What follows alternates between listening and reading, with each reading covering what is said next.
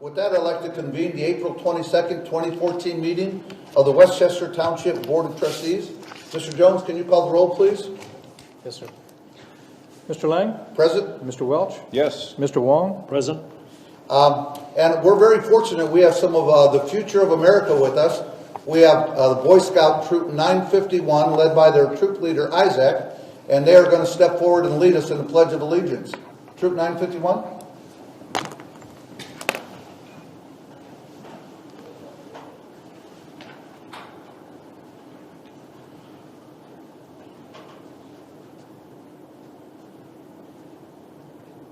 Allegiance to the flag of the United States of America and to the republic for which it stands, one nation, under God, indivisible, with liberty and justice for all. Amen. Thank you, guys. Thank you. The future of America is in good hands. Now we're at citizens' comments. We ask in the beginning you keep your comments to no more than 2 minutes. If you need more time at the end of the meeting, you can speak as long as you want. We have one resident that signed up, Dieter Lubert. Dieter, will you come and for the record lead with your name and address, please? Okay.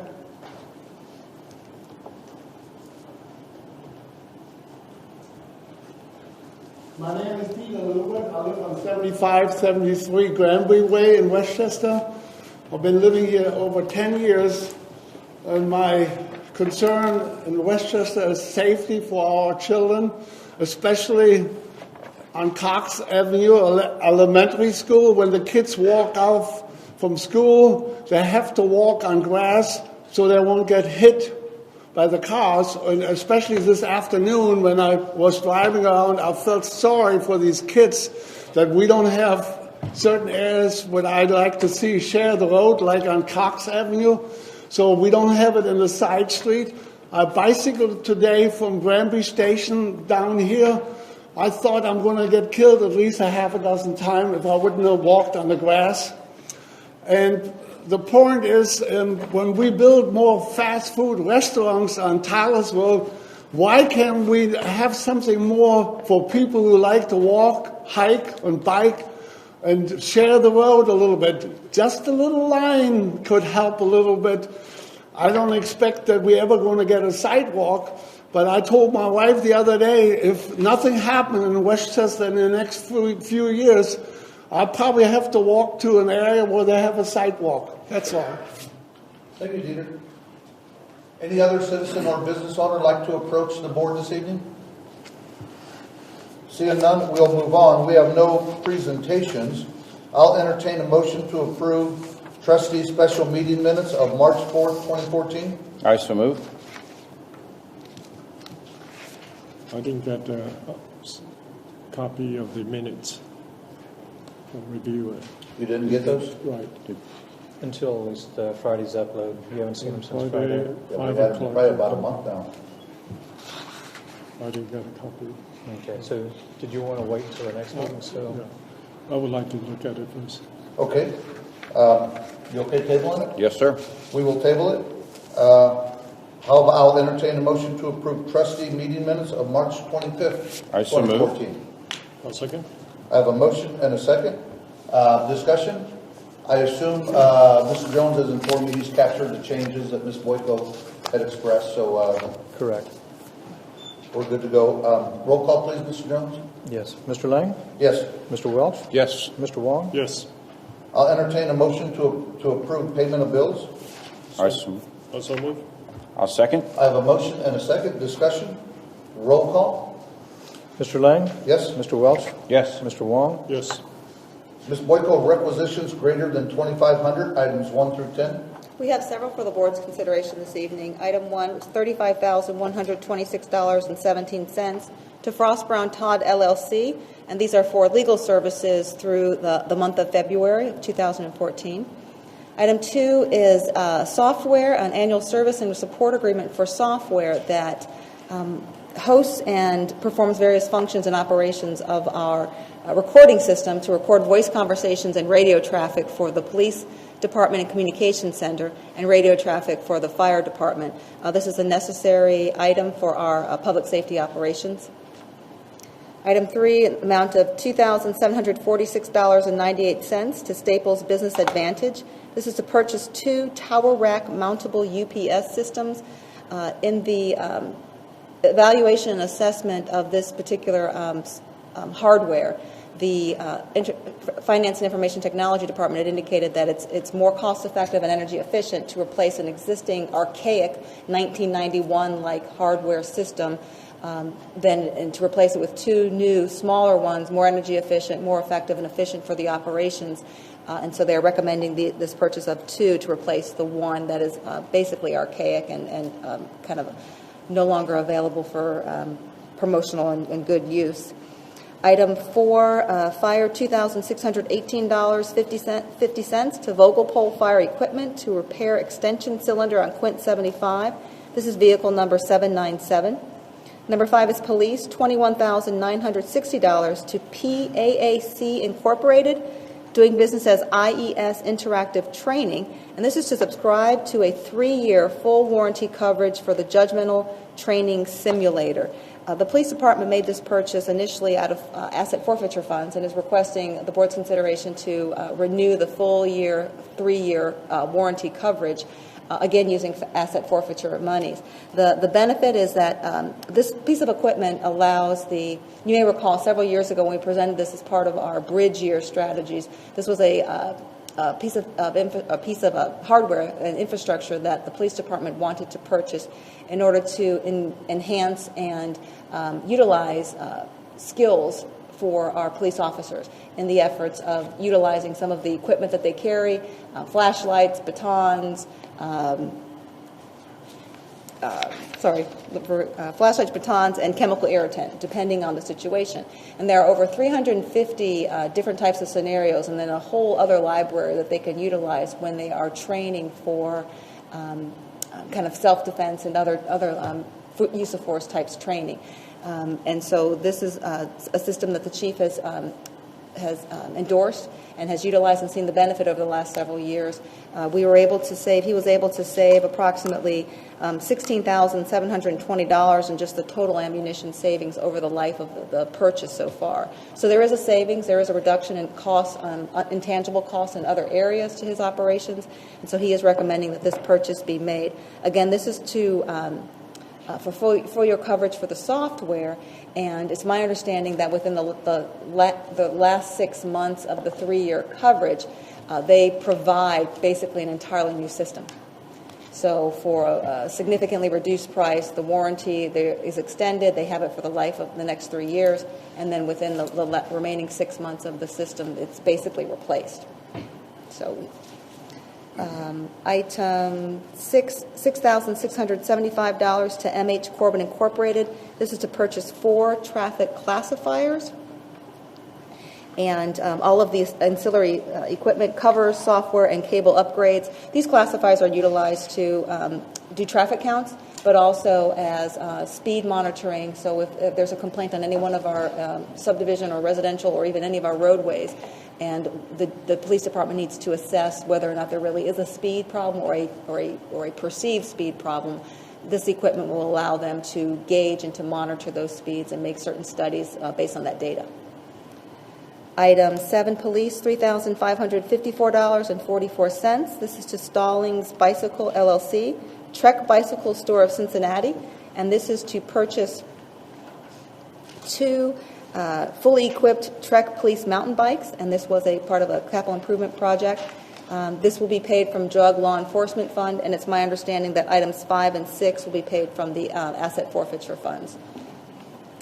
Item 8, in the amount of $20,000 for a services purchase, Valley Asphalt Corporation purchased pavement materials for in-house repair of various township streets. Both items 8 and 9 basically have the same explanation in preparation, or I guess so, in repair of the harsh winter and in preparation of the pavement program that will be commencing in the next several months. The services director has determined that it's ideal to prepare this asphalt and this pavement and repair in some instances to be better equipped to adhere to the pavement once the program begins. So item 8 is $20,000 to Valley Asphalt Corporation for the pavement materials for in-house repair.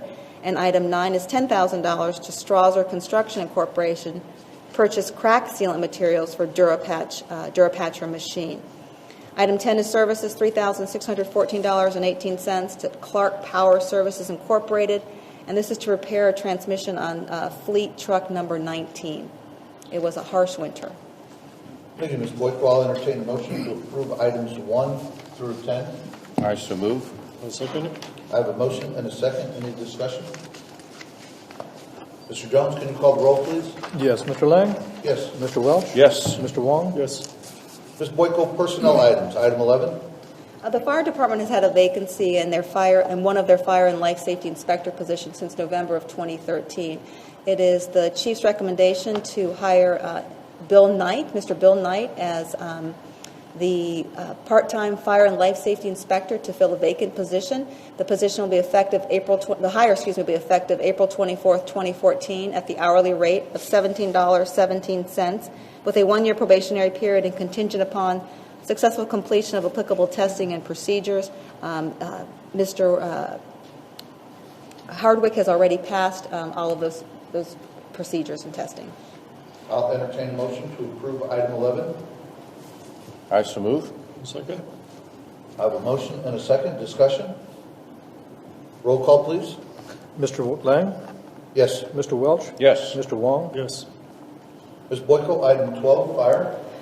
As of when this memo was drafted, April 18th, there were 11 part-time firefighter position vacancies, or medic position vacancies, and is very short of the allotted complement that a previous board had approved, and this one endorses of 73 part-time members in the fire department.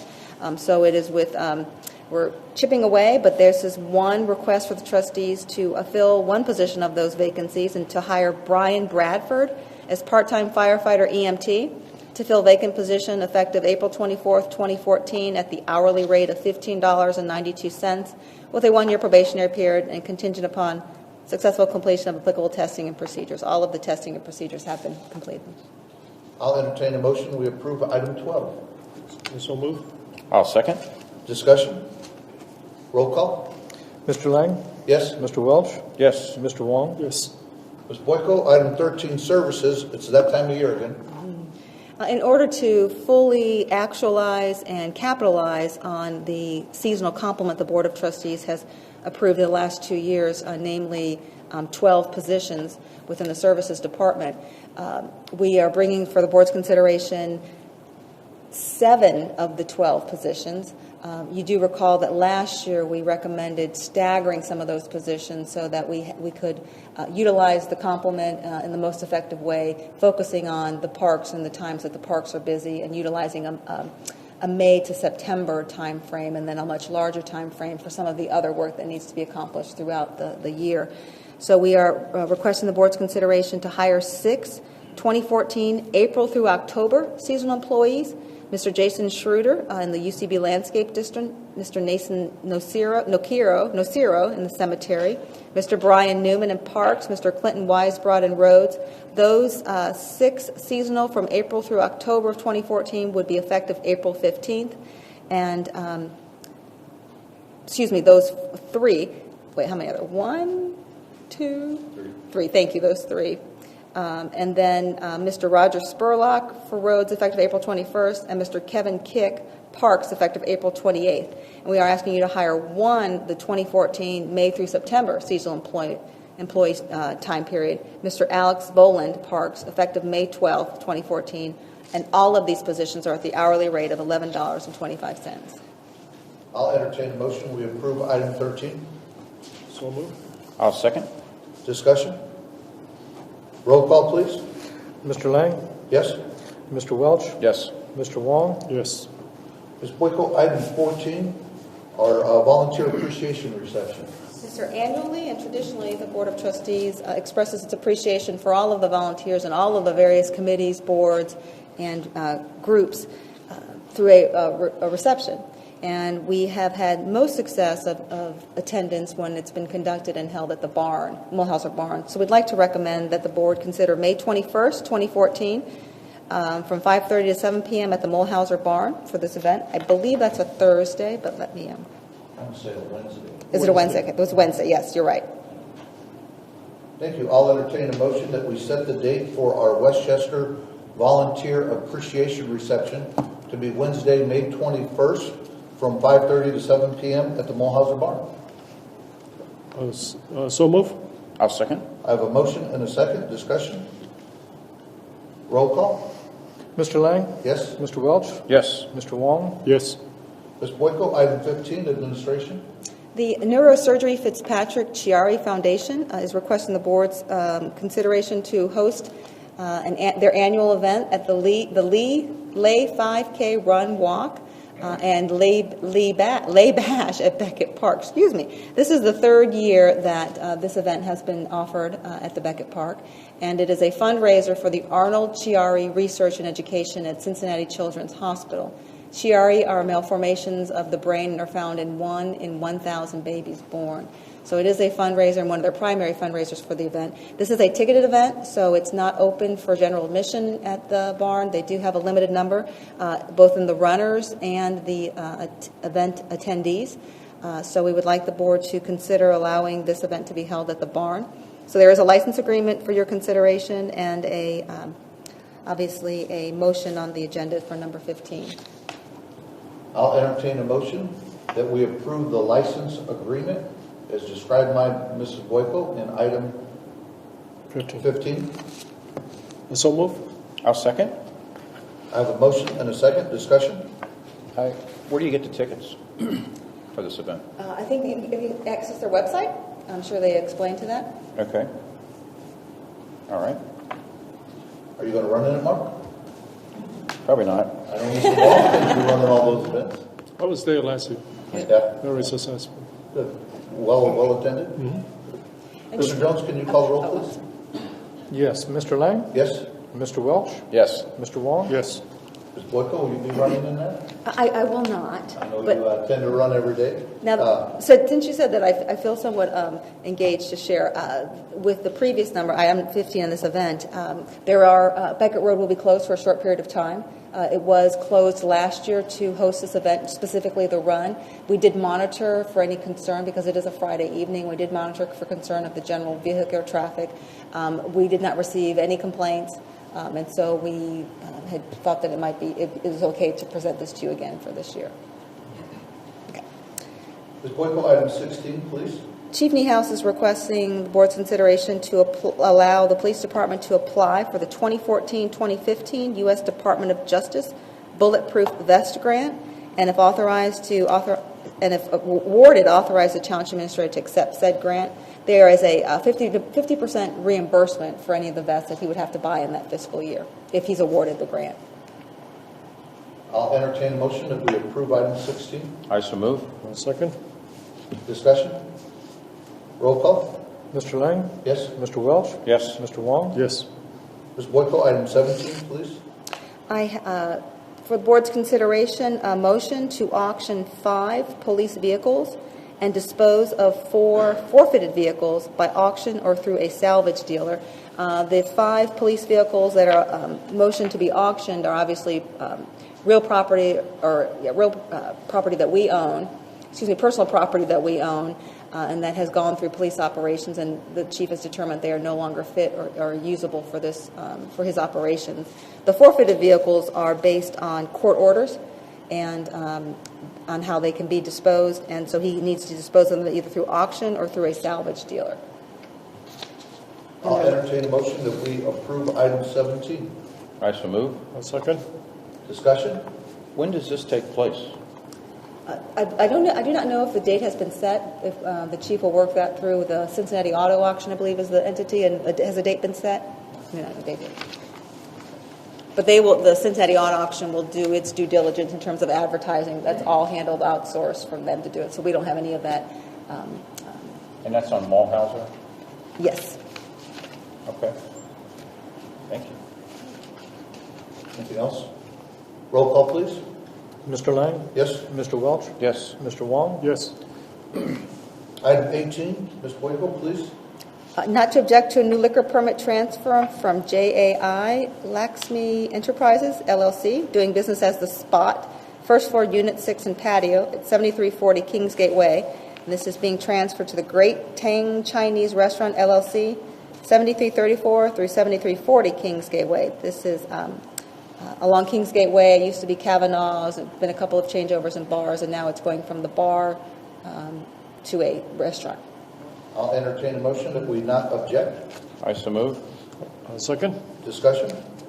Roll call? Mr. Lang? Yes? Mr. Welch? Yes. Mr. Wong? Yes. And item 19, I'll entertain a motion that we not object to a new liquor permit for Sterling Hospitality LLC, doing business as Hilton Garden Inn at 9306 Schultze Drive. I so move. Second? Discussion? Roll call? Mr. Lang? Yes? Mr. Welch? Yes. Mr. Wong? Yes. Ms. Boyko, item 20, services. Yes, as part of the township's capital improvement plan and was presented to you as part of the 2014 operational budget, the capital improvement plan was requesting the board's consideration to allow the services department to advertise for the 2014 stormwater pipe replacement program. We have budgeted $190,000, so we're making some significant improvements to our aging infrastructure, specifically the stormwater pipe replacement. They are to include 13 corrugated steel pipes, 3 are planned to be replaced with reinforced concrete pipes, and 10 are planned to be replaced with corrugated polyethylene pipe. And they're all consistent with the ODOT standards of replacement and repairs. Obviously, our bidding process requires us to follow certain sections of the Ohio Revised Code, and of course, we'll be consistently and accurately doing that. But requesting the board's approval to advertise. I'll entertain a motion that we approve item 20. So move. I'll second. I have a motion and a second. Discussion? We have budgeted $190,000 for stormwater pipe replacement in 2014. So this is part of our budgeted monies. Mr. Jones, can you call the roll, please? Yes. Mr. Lang? Yes. Mr. Welch? Yes. Mr. Wong? Yes. Ms. Boyko, services, item 21. Motion to approve a statutory resolution number 11-2014 declaring surplus items for disposal. As the board is aware, this is every quarter we present to you those items that are determined to be of less than $2,500 and are determined to be unfit, obsolete, or no longer necessary for township operations.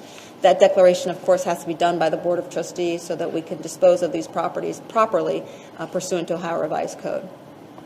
Thank you, Ms. Boyko. I'll entertain a motion that we approve statutory resolution number 11-2014. I so move. Second? Discussion? Roll call, please. Mr. Lang? Yes? Mr. Welch? Yes. Mr. Wong? Yes. At this point, we're at the first readings portion of our meeting, and we have no first readings this evening, so we'll go straight into citizens' comments. Any citizen or business owner that would like to approach the board this evening? Mr. Meehan, if you can lead with your name and address for the record, please. My name is Dan Meehan. I live at 9412 Patty Circle in Westchester, Ohio. And my reason for being here tonight is to make some comments about the most recent resolutions or ordinances that were passed, one having to do with the complaint procedure, and the other one having to do with commercial vehicles and residential property. And I don't know what precipitated the need for these ordinances. Is it complaints from businesses or residents, or if there are, how many are there, 5, 10, 15, 20, or 100, or is it just something that you decided that needed to be done? I'm a member of the Zoning Resolution Review Committee, and I was kind of surprised that both of these relate to zoning, and we were not asked to comment on anything that required changes like this. We thought maybe that that was our purpose for being there. The Community Development Department cannot patrol all of the streets in Westchester to find zoning violations. In fact, I doubt if there's any community around that can afford to have personnel to do this.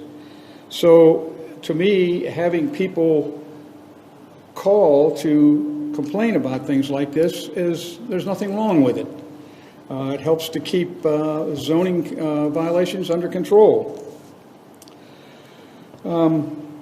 as an example, this is not quite the same as related to this, but you know, at 11 o'clock news every night, or not every night, but most nights, there's something on there about some kind of a criminal activity or some kind of activity, destroyed property or something, and the police will, or not the police, but the news commentator will say, if you know anything about this, here's a telephone number, call in, but you don't have to give a name. Recently, the police, there was an incident in Cincinnati where some women attacked younger women, and it was in a public place, and a lot of people stood around and watched it, and they took pictures. And a few nights later on television, the police chief said, well, he said, we've got these people that caused the problem we've got them to prosecute. And he said, I'm also going after the people that stood around and watched and didn't do anything.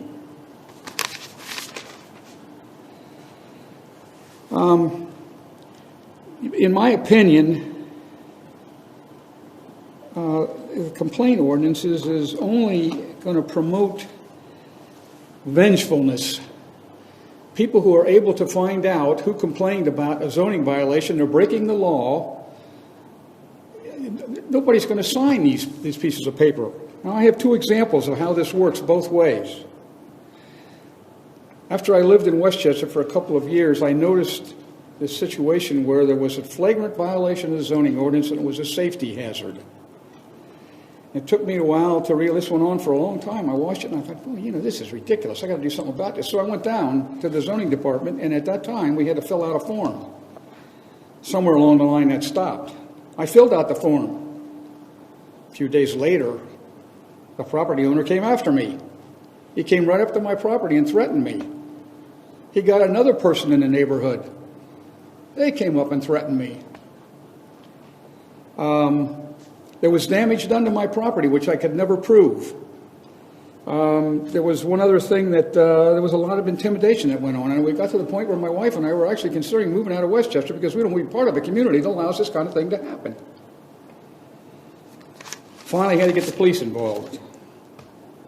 The second example is something a little bit different. It has to do with things that are going on right now. Tonight, when I leave here and go home, I go the back way. I call it the back way, residential streets. And the first street I go past, there's a boat sitting out in the front yard, big boat, sitting there for a long time. So I make a turn and I go down, and here's a street on a corner. Here's a house on a corner. There's 4 garages that take care of 4 automobiles, 2 driveways, and there's a trailer on each driveway. Now, this is a corner lot, so it has 2 frontages. You go around the corner, the guy's parking his cars on the grass. About a year and a half ago, a guy across the street from this house purchased one of these houses that was repossessed. And he remodeled it. They moved in. Now they got a big boat sitting there. So here we are. There's 5 zoning violations right there within a couple of blocks because they just keep going. It's monkey see, monkey do. How many people do you think are going to sign that piece of paper and complain about all these?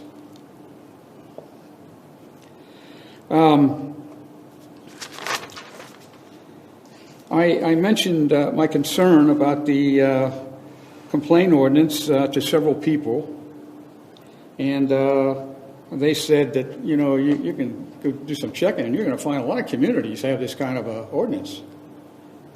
I called 16 of them. One of them has an ordinance like this. The other 16 don't, or the other 15 don't. When I talked to these people, they even offered, without me saying a word, this is the reason we don't. The same reason I'm here saying we shouldn't have it. Now, let me tell you where these communities were. I'll go quickly. Liberty Township, Sharonville, Springdale, Forest Park, Evendale, Fairfield, Hamilton, Springfield Township, Colerain Township, Mason, Cincinnati, Sycamore Township, Hamilton County, Wyoming, Montgomery, and Mount Healthy.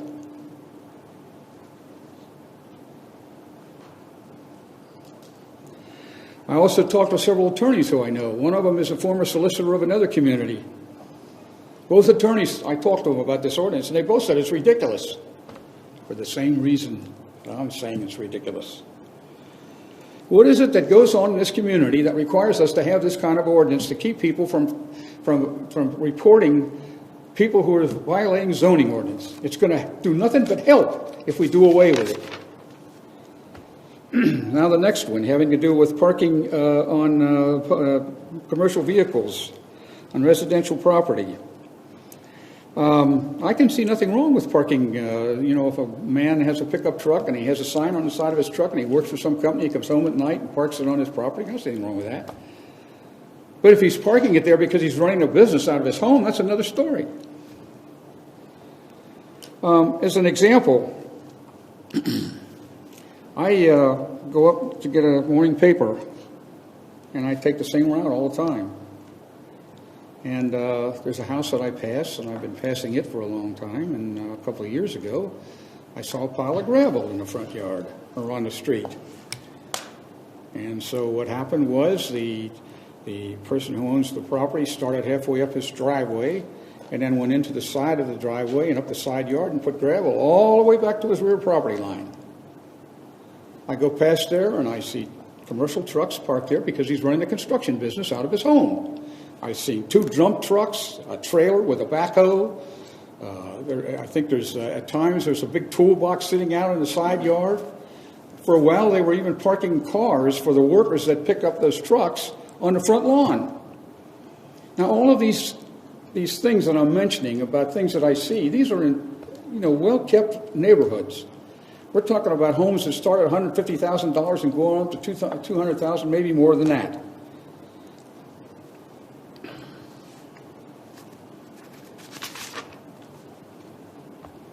And I could give you more examples, but I'm not going to do that at this time. But if you allow this kind of stuff to go on, and we don't do something about it, there's going to be a lot of deterioration of residential areas. And I have one last comment I want to make. It doesn't have anything to do with this, and I'm not pushing any political candidate. But I want to say something that I think is in pretty poor taste. How can Westchester allow political signs saying "Fire Boehner" in the public right-of-way? That's poor taste. I mean, geez, give the guy a break. And I'm not pushing him. I'm just saying, just give the guy a break. This is his hometown. And our public right-of-way is loaded with signs saying "Fire Boehner." That's it. Dan, do you have the other community that has a resolution like we're having? Township. And I even talked to... Is Liberty Townships, they do they not do have, allow? They do have a similar... Oh, I'm sorry. And I talked to one of the trustees there. And I was told that the way they help that situation, and I think they think that there could be problems, is that people will call up the trustee, and the trustee will go check it and file the complaint. Thank you, Mr. Meehan. Any other citizens like to approach the board, Dieter? I'll make it short and sweet. We need your name and address for the record again. Dina Lewis, 7573 Granby Way, Westchester. My concern is Kena Park. That's another one of my favorite park. And I'm going through the trails, and it needs a little maintenance. A lot of trees during the wintertime went down. I don't know who's in charge of the trails. I think it needs attention because I see the biker going through there, and we have to jump over big, huge trees, and it could be dangerous. So if we have somebody to cut the trees so we got the trails a little wide open. Appreciate it. Thank you. Thank you, Dieter. Anybody else like to approach the board this evening? Any other citizens or business owners like to approach the board? I'll ask again, anybody like to approach the board this evening? Seeing no one, we will close citizen comments. We have no second readings tonight, so we'll move into discussion items and trustee comments. Ms. Boyko, you had a couple items you wanted to talk about? Yes, very, very quickly. Just as a summary, since the January 28th trustee meeting when I provided a status report on several of the majority of the board trustee-initiated zoning matters, we have been able to, I believe, accomplish a lot in terms of the direction of the majority of the board. And that includes introduce the board has taken action on adopting a policy refusing anonymous complaints and approving legislation placing a moratorium on enforcement of the parking of commercial vehicles on property in a residential area, and then also approving legislation for the moratorium on the enforcement of promotional costume devices. So I believe that based on the majority of the board direction, staff has effectuated many of its objectives. More recently, I provided the trustees suggested language to address the amendments to the zoning resolution referencing commercial vehicles on private property in the residential districts, and also permitting the promotional costume devices. The promotional costume devices, I think the language is pretty self-explanatory because it was consistent with some other language that was presented to the Board of Trustees through another matter. But the options for the proposed language regulating parking of commercial vehicles on residential property, I have presented to you some alternatives and some options for your consideration.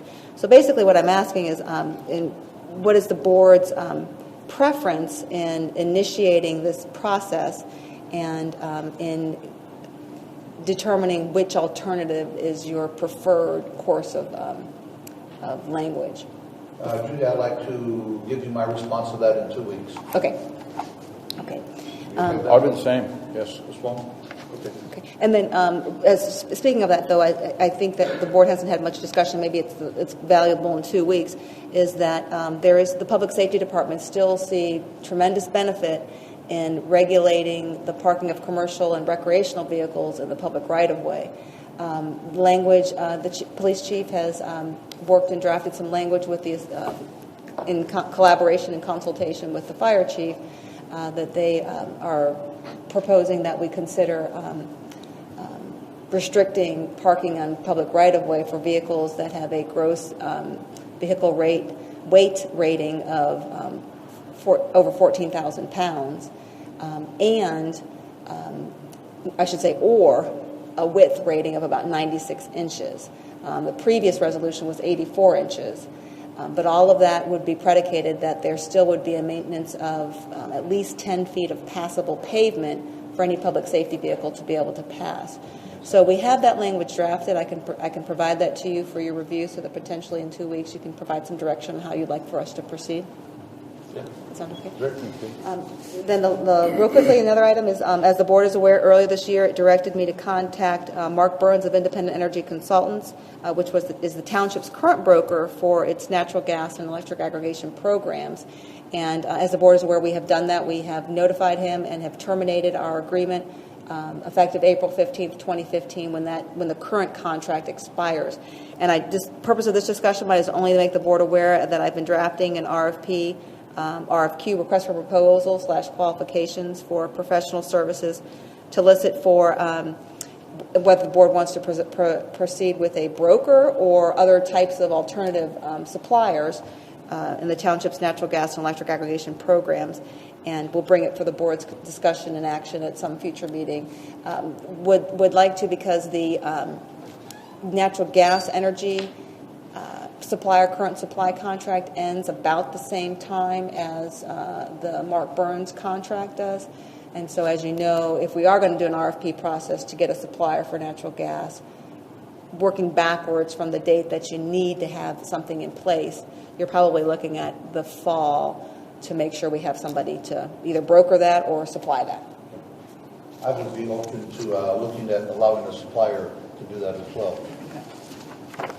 So maybe you guys can think about some of this and let me know what your preference is on how we want to draft, because I think how you want to solicit suppliers and or brokers will be indicative of how we want to reference that language in the RFP. Okay. 2 things real quick. I know they're not on the list. I do apologize, but 2 seconds. I wanted to make the board aware, as you know, the harsh winter, the winds, the weather conditions, the environmental climate. There has been an exorbitant amount of trash mostly along the I-75 corridor for communities that have frontage on a major highway or interstate.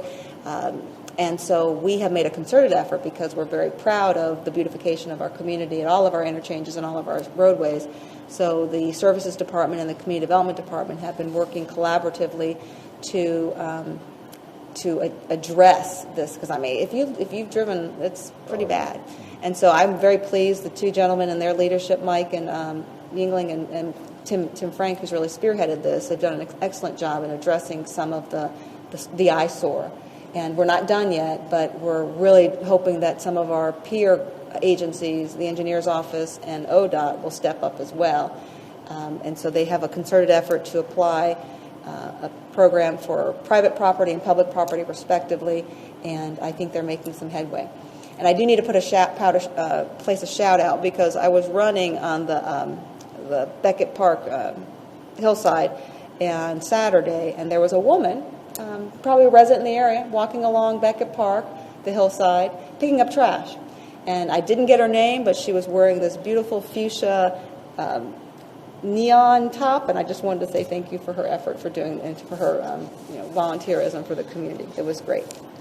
Last thing, I would just be remiss if I didn't make the board aware that, as you know, this is Chief Niehouse's last meeting as a Westchester employee, but also police chief, and I want to express to the Board of Trustees and also to the community how much we've appreciated his service and everything that he has done, his leadership in the police department, and a lot of the leadership that he's presented in really creating that and evolving that department. So I really wanted to thank him for his service.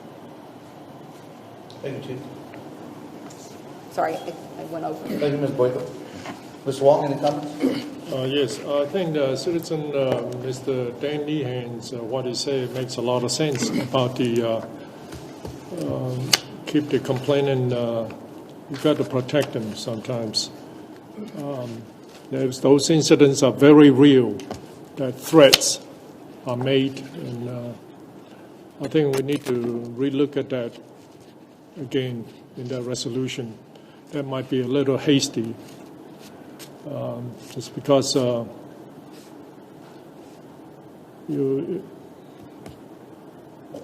think we may need to relook at that. That's all I'm going to say about that.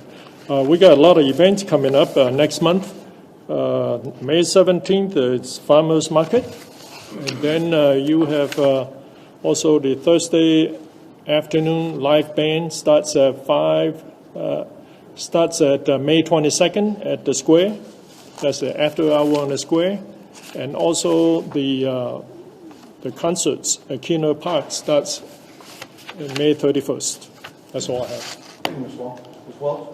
Yes, I also want to comment on Mr. Meehan's comments. You mentioned a lot of communities, of which I think Mount Healthy, Hamilton, Sharonville, and Forest Park were some of them. And I would say that mentioning these communities, whether or not you permit anonymous zoning complaints or not, doesn't affect whether or not the community is in a state of deterioration or not. I think that you mentioned the fact that somebody threatened you. To me, this is a police matter. And Dan you and I spoke about this before. You're a great citizen of Westchester, and you're really concerned about the community and your subdivision in particular. And you've kind of taken it on at your shoulders to be the guy who reports people. But I just wonder if you couldn't make like a community Crime Stoppers, and you form a little committee, and the committee makes those kinds of complaints. That way you're not making it, and you're not at the tip of the spear. And to me, if somebody's bullying and intimidating you, again, this is a police matter, and they should be called out on that right away and stopped. Thank you, Ms. Wells. Anything else? I do have one other thing. At the last meeting, which was March 25th, 2014, Mr. Wong commented on the approval of Resolution 10, 2014, which was a moratorium for 6 months on the enforcement of the Westchester Township zoning resolution as it pertains to individuals wearing costumes as a means of advertising or promoting an establishment, a product, goods, or services. He made the following statement: I do not support this resolution. There is nothing wrong with the law. The law is for everybody, not just for a few people. It's a political favor, and if someone does not like it, the law, then go ahead and talk to your trustee, and we will change the law for you. And also, it will affect our property values in the long run. It was a political promise that Mr. Welch made. Mr. Wong, I respectfully disagree with your comments, and here's why. When you said there is nothing wrong with the law, you were specifically referencing the right of a business to promote themselves with costume apparel and the moratorium on enforcement with Resolution 10, 2014. Now, some people may think that it's a good law, and others will think it's a bad law. I personally think it's a bad law because, in my opinion, as a Westchester business owner, it's an overreach of the township to restrict or limit the business's ability to promote themselves, and, as Mr. Lang mentioned in the last meeting, there may be a consistency issue with the interpretation as it relates to recognizable and iconic uniforms. You mentioned McDonald's. You went on to say, Mr. Wong, the law is for everybody, not just for a few people. I assume here you're still talking about costumed apparel in Resolution 10, 2014, and once again we disagree. This law is not for everybody. This law is specifically aimed at and intended to control what a business owner may or may not do to promote their business in Westchester Township. There are thousands of citizens in Westchester that this law is not applicable to. Our Constitution is based on natural law. Natural laws are individual God-given rights that are inherent in nature and revealed. Natural law is simply writing down on paper what already exists. These differ from political laws, which are laws made by kings, monarchs, congressmen, trustees, etc., essentially people. Political law varies with the whims of the people who wrote it. They can be arbitrary, capricious, constantly changing, and unpredictable. Our Declaration of Independence was an appeal to the world to overthrow the corrupt political law of King George and invoke a higher natural law for the people. The Declaration of Independence reads, "We hold these truths to be self-evident, that all men are created equal, that they are empowered by their Creator with certain unalienable rights, that among these are life, liberty, and the pursuit of happiness." So how many laws do free people need? I believe it can be boiled down to just two. First, do all that you agreed to do. And second, do not encroach on other persons or their property. Now, do all that you agreed to do is the basis for contract law. And do not encroach on other persons or their property is the basis for all criminal or tort law. In other words, private lawsuits. Basically, as a free person, you can do whatever you want, but your freedom of action ends when other people or their property are harmed by your actions. You went on to say, Mr. Wong, it's a political favor, and if someone does not like it, in other words, the law, then go ahead and talk to your trustee, and we will change the law for you. To this I say hallelujah. Isn't it wonderful that we live in a country that is a constitutional republic with delegated powers given by the people? That means we, the people, created the national government when we, as states, ratified the Constitution. We determined its powers and duties and enumerated those powers and duties in the written Constitution. We delegated these powers to the federal government in the Constitution, which means that none of the three branches of the national government, neither the legislature, nor the executive, nor the judiciary, may do anything unless we, the people, first gave it permission in the Constitution. And whether we want to admit it or not, we, the people, begins with an individual person. So I say it's not only the right of every citizen of the United States to approach their elected officials to effect change in laws, but it's also their responsibility. How many times in our great history have laws been written that were overreaching, that took away personal freedoms, stifled productivity, squashed innovation, harmed individuals or groups of people? When this happens, people cry out to their elected officials. They seek justice and their unalienable rights, that among these are life, liberty, and the pursuit of happiness. The Emancipation Proclamation freed slaves. The 18th Amendment to the United States Constitution prohibited the production, sale, and transportation of alcoholic beverages. But the 21st Amendment repealed it. The list goes on and on. The point is, the United States of America, when laws are bad, they can be changed or repealed. To your insinuation that my vote to change the zoning resolution costume law was a political favor, I say you don't know what you're talking about and your understanding of my intentions are wrong. Common sense dictates that when a zoning resolution is, in my opinion, injurious, then it needs to be repealed or clarified. I also think you're confusing your words. If you meant to say that it was a political promise, then that's something else. When I was a candidate for trustee in last year's election, I did make political promises. I promised that I would work to stop anonymous zoning complaints because I believe everyone has a right to face their accuser. I promised to work to ensure that zoning would take no legal action unless approved by the trustees, because we're responsible for township spending. And it's illogical to find out after the fact that zoning is involved in legal disputes that would cost the township tens of thousands of dollars. I promised to work on changing the zoning resolution on unfairly targeted small, independent, skilled craftsmen who park their work vehicles in their private driveways. I promised to allow the fiscal officer in executive session, and I promised I would change trustee comments to elected official comments. If I'm not mistaken, these have or are in the process of changing. Personally, I think it's refreshing when a politician keeps his word. Then you know where he stands. He's not wishy-washy creating bad political laws that fly in the face of God-given natural laws. Lastly, when you said, and also it will affect our property values in the long run, how do you know? I know you said it was your opinion, but what's the basis? There's no empirical or circumstantial evidence that supports the statement. Now, in all fairness, you didn't actually say whether you thought it would affect property values positively or negatively, but I think you were implying it would affect them negatively. Again, we disagree.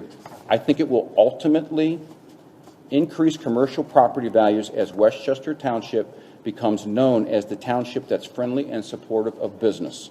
Furthermore, I believe it's government's place to create the environment in which people and businesses prosper. After that, government needs to get out of the way and let the people do what they do best: create, innovate, build, and produce. Thank you, Mr. Welch. Mr. Wong?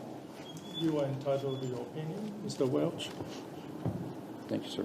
Thank you, Mr. Wong. I have a few comments regarding Mr. Meehan's comments on the anonymous zoning complaint. With all due respect to Dan, I appreciate everything you do for our community, but I also disagree with that. I think that a person has a right to face their accuser.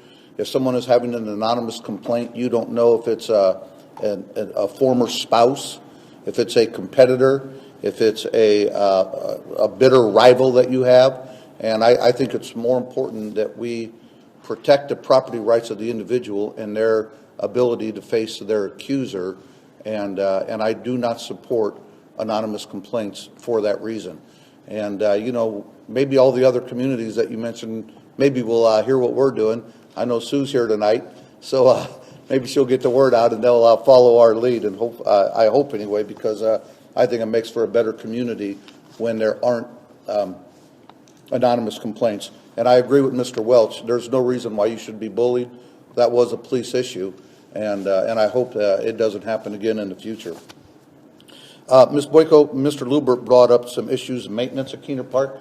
Can we get someone out there to check? Perfect, thanks. And I just have one other comment. I don't know if it was in the paper. We had a Westchester local attraction that was recognized. Entertainment Junction in Westchester Township was recently recognized as a recipient of the 2013 Ohio Excellence Award by the U.S. Trade and Commerce Institute. This is the leading authority on research, evaluating and recognizing companies across various industries that meet stringent standards. So for those of you that haven't had the chance to go there yet, especially if you have small children or grandchildren, it really is a very special and a magical place, and I'm glad they got the recognition they deserve, and I would encourage everyone to check it out. Any closing comments, anyone? Yes, sir. With that, I will entertain a motion to adjourn the regular meeting and go to executive session with legal counsel for the purpose of considering and discussing personnel matters. A, discussing contract negotiations for a certain collective bargaining unit. B, consideration of candidates for employment. And C, discipline of an employee of a certain collective bargaining unit. 2, the acquisition, sale, or swap of real property. And 3, current and pending litigation. Mr. Jones, can you call the roll? Oh, I'm sorry, I'll entertain that motion. Do I have a motion? Absolutely. Do I have a second? Mr. Jones, can you call the roll? Yeah, Mr. Lang? Yes. Mr. Welch? Yes. Mr. Wong? Yes. We stand adjourned and the board will not return.